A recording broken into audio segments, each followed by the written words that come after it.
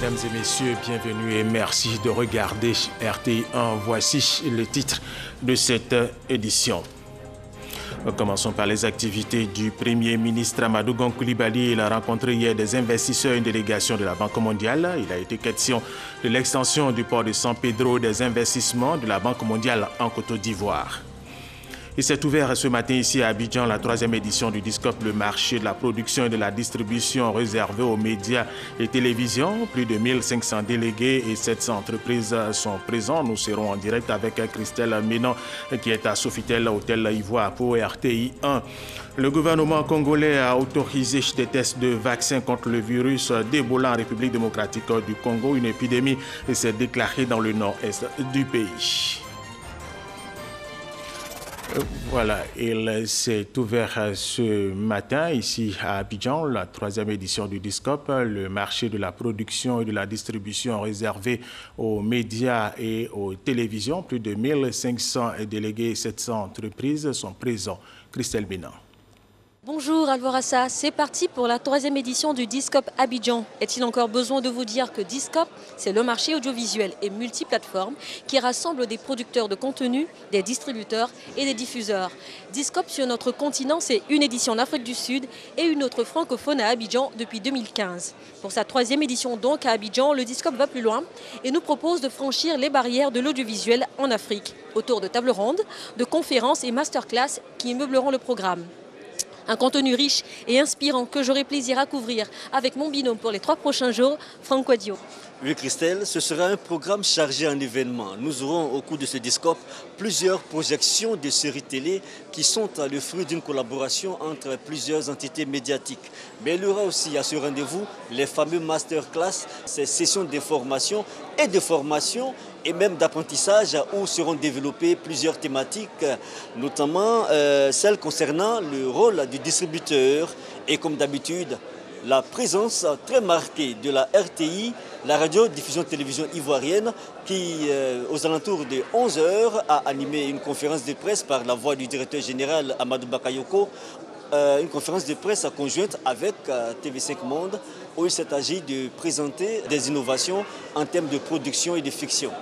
Et pour participer à ce rendez-vous francophone de l'audiovisuel africain du grand monde, n'est-ce pas Franck ? Un DISCOP 3 Abidjan 2017 riche en chiffres.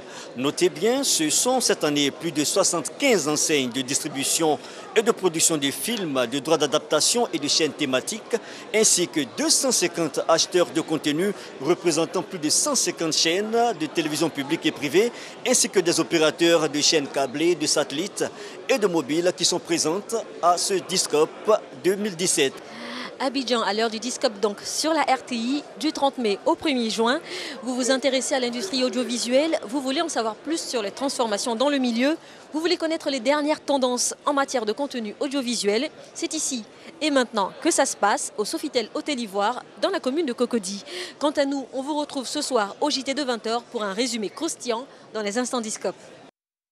Et pour la retransmission, c'est sur RTI 1. C'était Christelle Ménan et Franck Quadio. La cérémonie officielle d'ouverture a lieu cet après-midi. Les activités du Premier ministre Amadou Gon Coulibaly. Il a rencontré hier des investisseurs et une délégation de la Banque mondiale. Il a été question de l'extension du port de San Pedro et des investissements de la Banque mondiale en Côte d'Ivoire. Francis Boifou.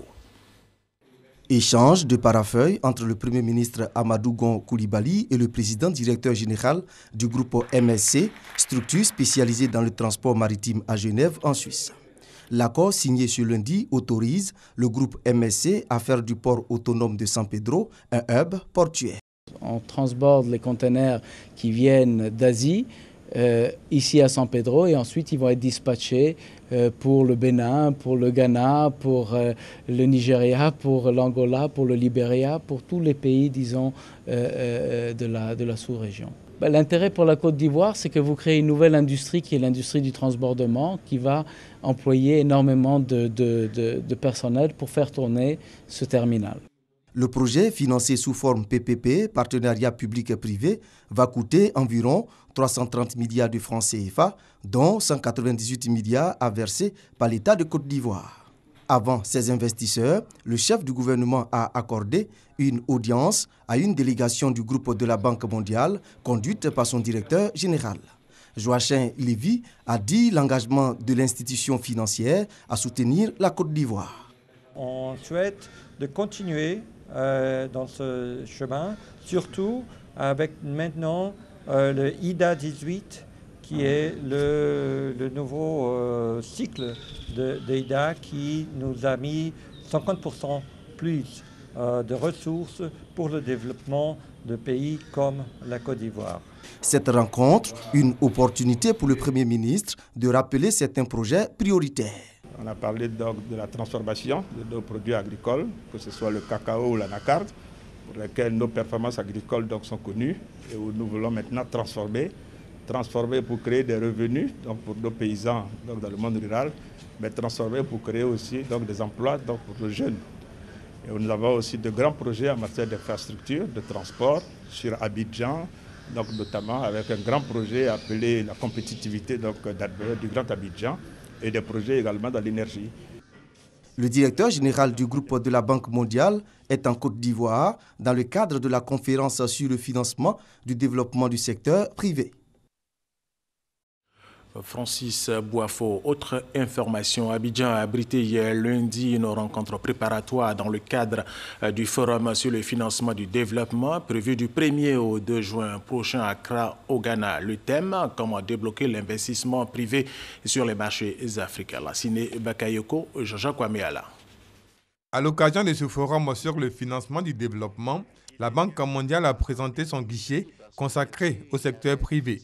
Une enveloppe d'environ 1300 milliards de francs CFA sur les 3 prochaines années. Avec le nouveau guichet, vous aurez des garanties qui ne nécessitent pas de contrepartie, de garantie en contrepartie du gouvernement. Cela veut dire qu'il n'y aura pas de pression fiscale additionnelle. Donc cela crée un nouveau degré de liberté pour les entreprises quant à utiliser des instruments dont elles connaissent l'efficacité. Ce guichet comprend notamment un mécanisme d'atténuation des risques liés au projet ainsi qu'au financement en monnaie nationale, des solides Garfou qui devraient conduire à changer de modèle de développement. Nous devons passer d'un modèle qui dépend des exportations des matières premières à un modèle qui dépend de la transformation des chaînes de valeur par le secteur privé.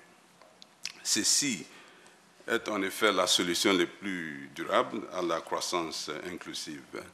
Ces choix sont en adéquation avec les objectifs du gouvernement de Côte d'Ivoire, compilés dans le PND, Plan national de développement, période 2016-2020.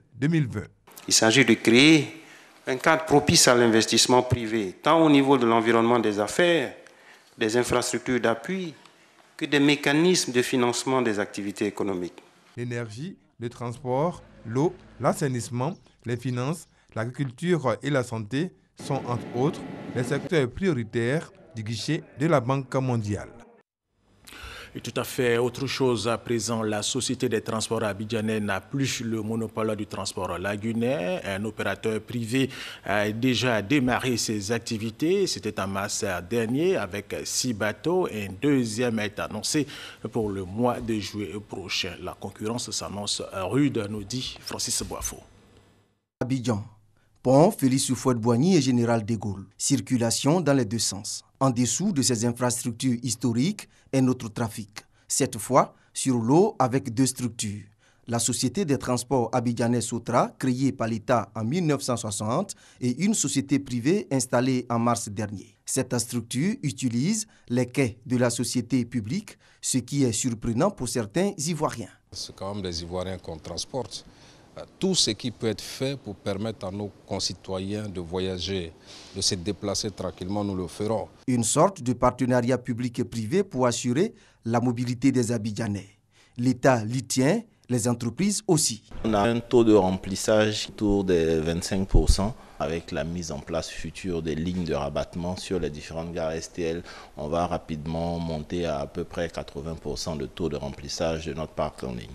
Sur l'eau, l'enjeu se situe au niveau de la disponibilité des bateaux et surtout des prix pratiqués sur les lignes. 150 francs CFA par exemple, la traversée Plateau-Trècheville pour la Sotra et 200 francs CFA pour la société privée. 200 francs, c'est abordable.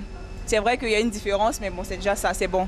Ailleurs, vous avez à 100 francs, 150, ici c'est 200. Comparé au pouvoir d'achat de citoyen lambda, je crois que c'est cher, quoi. Le directeur général de la société fait des éclairages sur les coûts. C'est cher, c'est relatif. Il faut dire que pour un tronçon Trècheville-Plateau que vous connaissez et pour lequel le concurrent actuel était à 150 francs CFA en prenant en compte la compensation financière qu'ils ont, nous offrons aujourd'hui un service avec des navires mieux adaptés, plus confortables, avec des horaires, la ponctualité qui est de rigueur, avec un service de Wi-Fi à bord de nos navires. Donc c'est pour dire que pour 50 francs de différence sur les deux opérateurs en ce moment, on peut dire que STL essaie vraiment de mettre le client, l'usager au cœur vraiment du service en répondant à toutes ses attentes. Les responsables de l'entreprise disent vouloir accompagner le gouvernement à assurer le transport des Abidjanais. 17 milliards de francs CFA ont été investis pour la phase d'installation avec 6 bateaux. D'ici 2 mois, nous aurons 16 bateaux exactement en exploitation, dont un navire VIP qu'on va avoir avec restaurant à bord pour pouvoir offrir des prestations de qualité d'un certain niveau pour du tourisme. Et on va rapidement passer en 2018 à 32 navires en exploitation pour finir à 45 navires en 2019. La Sotra, qui avait le monopole, transporte 30 000 personnes par jour. Et ces 30 000 personnes-là bénéficient des services des autobus à leur destination à Yopougon dans un cadre de transport intégré. Parce que vous prenez votre ticket au plateau, avec le même ticket, vous arrivez à Bobo-Doumé, vous empruntez un autobus pour arriver à votre destination finale. Nous allons continuer à construire des bateaux ici comme on le fait et nous allons aussi chercher de nouveaux constructeurs pour avoir des bateaux de nouvelle génération avec de nouveaux designs. C'est une véritable bataille engagée, tant au niveau économique qu'en termes d'occupation de la lagune entre la Société des transports abidjanais Sotra et la Société de transport lagunais STL, même si des deux côtés, on n'ose pas parler de concurrence. Nous avons poussé donc ces sociétés-là à alléger donc la souffrance des Ivoiriens. La Sotra peut utiliser donc les bateaux de la STL. La STL devra aussi donc transporter les passagers donc de la Sotra. Donc il faut que nous puissions organiser donc tout cela. Ce qui importe pour le gouvernement, c'est faciliter le transport des Abidjanais. Un troisième opérateur est déjà à Abidjan. Il s'agit de la compagnie ivoirienne des transports Citrans avec un premier bateau d'une capacité de 240 places. 6 autres sont attendus d'ici au 7 juin prochain.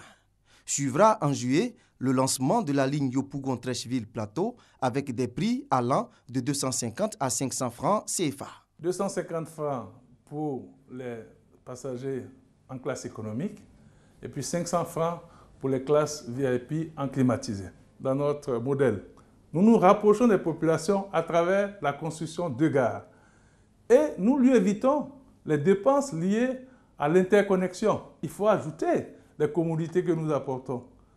La rapidité, il fait 20 minutes au lieu d'1h30. Zoumana Bakayoko annonce des innovations concernant l'achat du ticket. On a mis un système intégré de billettique qui permet à l'usager, à travers son portable, à travers un système de communication via les téléphonies, de savoir à quelle heure arrive exactement le bateau dans sa gare. Éviter les longues files et pouvoir prendre naturellement son ticket depuis son portable. Dans nos gares, vous avez des cybercafés, des boutiques. Cela permet à l'usager qui n'est pas encore prêt pour l'heure de départ de s'occuper. Autant d'éléments qui aideront à résoudre le problème de transport dans la capitale économique. Une enquête révèle qu'1 500 000 personnes ont besoin de se déplacer les jours ouvrables à Abidjan entre 7h et 9h le matin. Ce qui justifie l'utilisation des moyens de fortune communément appelés PINAS. Nous sommes à Abobo-Doumé, dans la commune d'Atekoubé. Il est 8h. À la PINAS, c'est encore plus rapide. Voilà, donc c'est la PINAS actuellement qui nous aide à traverser. Donc nous sommes là pour ça. Et puis, Des individus nous empêchent de tourner. On a appris cependant que le trafic à Bobo-Doumé Plateau, Trècheville, coûte 150 francs CFA contre 200 ou 250 francs CFA ailleurs. Les pinasses sont les moyens privilégiés de transport pour beaucoup d'Abidjanais. Seul problème, la sécurité des passagers. Un dossier signé Francis Boifo. La police nationale renforce ses effectifs, jugés aptes après 4 mois de formation commune de base. Plus de 1000 élèves policiers ont été présentés au drapeau. Abou Sanogo. Leur présentation au drapeau en présence du ministre d'État, ministre de l'Intérieur et de la Sécurité Ahmed Bakayoko marque la fin de leurs 4 mois de formation commune de base, simultanément à l'École nationale de police et à la brigade anti-émeute de Kwas à Dabou, et consacrent dorénavant leur entrée dans la grande famille de la police nationale. Dans quelques jours, ces 1161 nouvelles recrues de la promotion 2017 et 2019, dont 41 élèves commissaires, 160 élèves officiers et 960 élèves sous-officiers jugés aptes, vont entamer la formation policière proprement dite. Une formation qui était assurée par des instructeurs militaires en provenance des bataillons de l'armée de terre en collaboration avec ceux de la police nationale. Vous avez été jugés aptes et dignes de faire partie de la grande famille des forces de défense et de sécurité ivoiriennes. C'est pourquoi aujourd'hui vous êtes présentés au drapeau national devant lequel vous prenez en ces instants solennels l'engagement suprême de servir loyalement et de façon résolue la Côte d'Ivoire, de la défendre en tout temps et en toutes circonstances, même au péril de votre vie. Le ministre d'État, Ahmed Bakayoko, a exhorté les nouvelles recrues à la discipline et au respect des populations. Le drapeau est le symbole le plus puissant d'un État. Vous avez toute la Côte d'Ivoire qui est symbolisée et représentée. Vous êtes les gardiens du drapeau, vous êtes les gardiens du pays. Donc ne retournez jamais vos armes contre la population. Je compte sur vous pour être discipliné pendant votre formation et pendant votre carrière.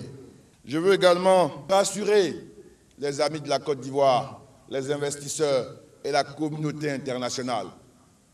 La Côte d'Ivoire a connu des soubresauts, mais la Côte d'Ivoire reste stable. Nous allons faire face à tous ces défis afin de relever et de consolider la paix.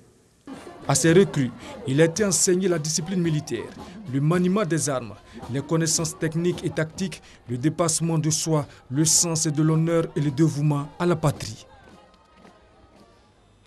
Un mot de santé chez le centre d'hémodialyse du CHU de Yopougon bénéficie de 5 nouveaux générateurs d'hémodialyse. Un don de la mairie de Yopougon en partenariat avec la Fondation Amal du Maroc. Le montant du don, plus de 300 millions de francs CFA. 5 nouveaux générateurs d'hémodialyse qui vont considérablement améliorer le plateau technique du centre d'hémodialyse du CHU de Yopougon. Ce don de la municipalité porte à 10 le nombre d'appareils opérationnels pour le traitement des patients. Par cette remise, la capacité de traitement des malades est doublée en matière de dialyse. Et cela, nous le devons à la Fondation Amal du Maroc, qui, donc, dans une coopération avec la mairie de Yopougon, a décidé donc de nous offrir ces appareils. Les équipements qui viennent d'être donc offerts au CHU de Yopougon nous permettront, n'est-ce pas, donc d'améliorer la prise en charge des malades. Parce que les malades atteints donc de l'insuffisance rénale deviennent de plus en plus nombreux. Le centre d'hémodialyse de Yopougon accueille chaque semaine en moyenne 10 malades pour dialyse. Ceux-ci confrontés à un problème de disponibilité d'appareils. Et grâce à la mairie de Yopougon, les dialysés du CHU de cette localité peuvent entretenir l'espoir de meilleur suivi médical. Les médecins font tout pour nous soulager, mais c'est les machines qui ne sont pas en grand nombre pour pouvoir prendre beaucoup de personnes en charge. Et vraiment, nous disons merci à M. le maire parce que bon, les 5 machines qui viennent d'arriver vont faire que le nombre va augmenter. Nous avons ici une unité de 7 machines. Et sur les 7 machines, actuellement, nous avons une machine en panne et une qui ne fonctionne pas très bien. Donc nous sommes réduits pratiquement à 5 machines. Les 5 nouveaux générateurs d'hémodialyse sont des appareils de dernière génération. La Fondation Amal, partenaire de la mairie de Yopougon, se propose, au dire du maire de la localité, de prendre en charge la formation des utilisateurs. Frédéric Oulaï, jeune à Toubé, le conseil à coton en accord forme les acteurs de la filière à Boaké. Objectif de cette formation, maintenir la qualité de la production ivoirienne. Soro Corona, Abdoul Kader, Sogodogo, Guédouman, RT Boaké. 75 000 à 100 000 francs CFA de perte par tonne d'anacade aux différents ports de Côte d'Ivoire. Une perte due à la mauvaise qualité de la noix de cajou. Avec les premières pluies qui tombent sur les zones de production, la question de la qualité de la noix de cajou se pose avec acuité. Le Conseil du coton et de l'anacade a mis en place, depuis septembre 2016, une plateforme de réflexion à travers des séances de sensibilisation. Plateforme composée de producteurs, d'acheteurs et d'exportateurs. À Boaké, les acteurs de la filière ont été sensibilisés et formés sur la préservation et l'amélioration de la qualité des noix brutes de cajou. Les producteurs, qu'ils comprennent qu'ils doivent mettre à disposition des acheteurs des produits bien séchés et bien triés. Les exportateurs, qu'ils comprennent qu'ils doivent prendre avec les acheteurs des produits bien séchés et bien triés. Et également les transformateurs, qu'ils comprennent qu'ils doivent acheter des produits bien séchés et bien triés. Il s'agit de mettre chacun face à sa responsabilité. Le Conseil du coton et de l'anacade exhorte les producteurs à de bonnes pratiques culturelles, à savoir le ramassage, le séchage et le stockage. Des pratiques pour faire de la Côte d'Ivoire la première destination en matière de quantité et de qualité. Cette séance de sensibilisation sur la préservation et l'amélioration de la qualité des noix brutes de cajou a rassemblé les acteurs de la région de Béké. Depuis 2015, la Côte d'Ivoire est devenue le premier producteur mondial de noix de cajou avec plus de 700 000 tonnes par an. Le conseil régional du handball vient de tenir sa première session ordinaire de l'année. Il a été essentiellement question du manque d'eau potable dans cette région. Hassan Khan, Abdoul Kader Sogodogo, Guédouman, RTI Boaké. Difficile de se procurer de l'eau dans le foyer à Katiola, chef-lieu de la région du handball. Une réelle préoccupation pour la population. Le centre hospitalier régional semble être le lieu indiqué pour avoir de l'eau. Souvent quand ça coupe, il coupe partout. Maintenant, ils partagent les enfants dans les quartiers. Maintenant, si ils envoient dans l'autre quartier, il y a aussi qui ne gagnent pas aussi pour boire. Parce que quand ils finissent de partager aux gens, que nous on gagne un peu pour boire aussi. Mais quand on va boire, ça on vient puiser ici un peu pour aller boire. Une situation vécue par l'ensemble des habitants des 3 départements du handball, Katiola, Dabakala et Niakara. Cette difficulté des populations a constitué le point majeur de la première session ordinaire du Conseil régional. Le Conseil a décidé de prendre à bras le corps le problème pour le bien-être de tous. Les préoccupations des populations restent les mêmes. C'est essentiellement des problèmes d'eau dans la région, des problèmes d'éducation, de santé et d'état des routes. C'est ça les urgences que nous avons et c'est là que nous devons mettre l'accent. Notre principale préoccupation, c'est le développement. Il n'y a pas d'autre programme que celui du développement et du bien-être des populations. Je serai plus présent dans la région, de sorte que les populations puissent m'orienter là où il y a des urgences. Cette rencontre a enregistré une forte participation du corps préfectoral et des chefs traditionnels. Occasion pour les garants de la tradition d'inviter les cadres à l'union pour un développement harmonieux de leur région. Le Parlement national des jeunes en collaboration avec l'Assemblée nationale était en séminaire à Yamoussoukro. Objectif, permettre au Parlement national des jeunes de se familiariser aux mécanismes et aux outils de contrôle de l'action gouvernementale. Wilfred Eman, JV. Une séance de questions-réponses. Est-ce que vous pouvez aussi financer ces jeunes? Un exercice de simulation parlementaire pour la formulation d'une question orale, avec débat. Les membres du Parlement national des jeunes sont en pleine session d'initiation à un exercice parlementaire. Après la mise en place du Parlement des jeunes, il y a de cela 2 ans, il était important que les séances de simulation parlementaire puissent véritablement débuter. Cette initiative du programme d'appui à l'Assemblée nationale vise essentiellement à renforcer les capacités des jeunes parlementaires, mais surtout faciliter les échanges et le débat entre les jeunes parlementaires et un représentant du gouvernement pour des questions liées à la politique de l'emploi des jeunes. En faisant cette simulation de séance de questions orales avec débat, non seulement nous donnons l'occasion à ces jeunes gens de comprendre et de savoir ce qui est fait en matière d'emploi de jeunes, mais surtout nous leur donnons l'occasion de mettre en pratique une des fonctions essentielles du Parlement, le contrôle de l'action gouvernementale. On apprend aujourd'hui que c'est une obligation pour les députés de contrôler l'action gouvernementale et c'est un devoir pour le gouvernement de nous rendre compte des actions qu'ils mènent.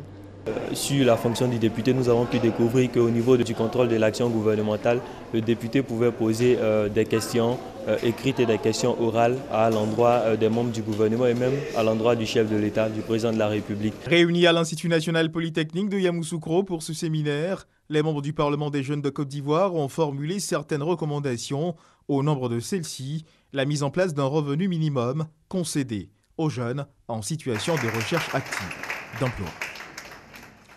Autre sujet dans cette édition, le Conseil régional du Ourodougou vient de lancer à son siège à Séguéla un projet majeur qui va contribuer à rendre cette région encore plus attractive. Connu par Gassoro, regardez.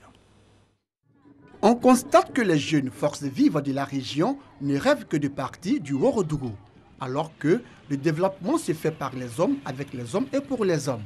Des mots prononcés par le président du Conseil régional du Ourodougou au cours de la cérémonie de lancement du projet Amélioration de l'attractivité de la région du Ourodougou et promotion de la transition agroécologique sur des espaces fonciers sécurisés. D'une valeur de plus de 685 millions de francs CFA, ce projet vise à accroître et à améliorer l'insertion socio-professionnelle des jeunes et des femmes. Il vise également à favoriser le mieux-être des populations et à promouvoir une gouvernance participative des politiques de développement, mais aussi à augmenter la capacité de maîtrise d'ouvrage du Conseil régional. On bénéficie de l'appui financier de l'Union européenne et de l'Agence française de développement. Nous avons auprès de nous le CIDR qui a une expérience dans plusieurs pays. Nous allons avec des guides, c'est que le paysan lui-même il comprenne par notre pédagogie que ce qu'on lui dit là, c'est dans son intérêt. Pour la mise en œuvre de ce projet, des partenaires ont été contactés. L'Union européenne et l'Agence française de développement avec l'assistant technique du Centre international pour le développement et la recherche. Notre première approche sera de faire un diagnostic sur le terrain.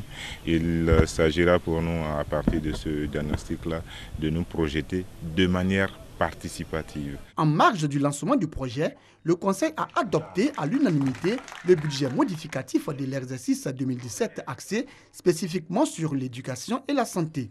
Il s'élève à plus de 2,595 milliards de francs CFA. Revenons une fois de plus sur la fête des mers, une fête qui a été célébrée avec enthousiasme dans plusieurs localités. Regardez. À Tabou, c'est la gare routière du quartier Outouké de la localité qui a abrité les festivités de la fête des mers organisées par le conseil municipal.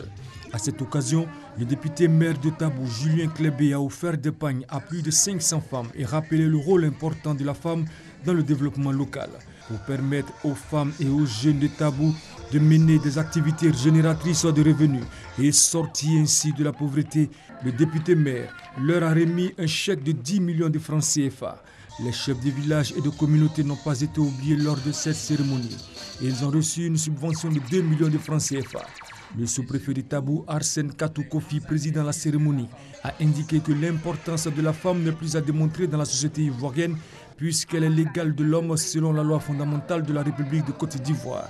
La fête des mères a été marquée à Tabou par des poèmes pour la femme, des ballets et des prestations d'artistes.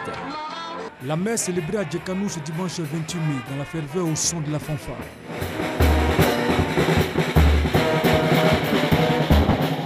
Occasion pour ces femmes, fidèles de l'église catholique Sainte Catherine, de faire des dons au cours de la messe d'action de grâce. Célébrer la mère, nous avons voulu célébrer Dieu aussi. Parce que sans Dieu, nous ne sommes pas mères.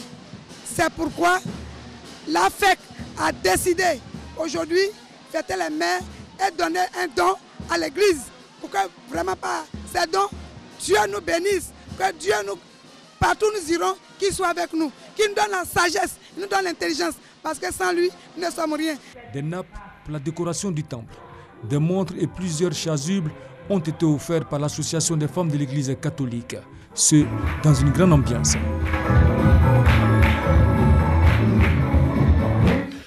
Terminons cette édition avec cette information. Le gouvernement congolais a autorisé des tests de vaccins contre le virus d'Ebola en République démocratique du Congo, où une épidémie s'est déclarée dans le nord-est du pays. La RDC accepte donc l'utilisation des vaccins contre le virus d'Ebola. Voilà, c'est la fin de cette édition. Merci de l'avoir suivi et restez avec nous sur RTI 1.